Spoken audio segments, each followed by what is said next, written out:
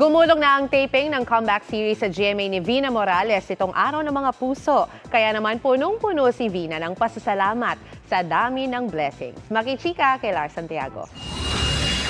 Action!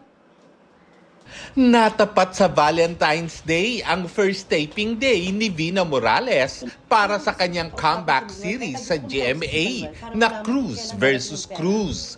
Biro ni Vina, tamang-tama na mga kapuso ang kanyang Valentine's date kung saan napasabak agad siya sa aktingan. Sobrang bigat na kaagad kasi it's magkasunod na mga mabibigat na mga eksena with my daughters, mga kids ko. And of course si Neil na first time ko rin makatrabaho. Sobrang pinaghandaan daw ni Vina ang lahat dahil gusto niyang maging maayos ang unang araw ng pagbabalik taping niya sa Kapuso Network. Naka-prepare naman ako, oo.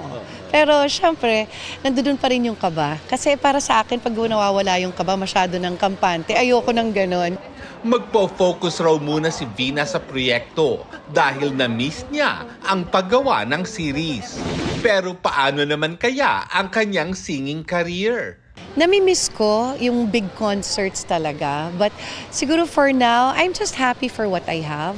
Kung ano yung mga projects na meron ako.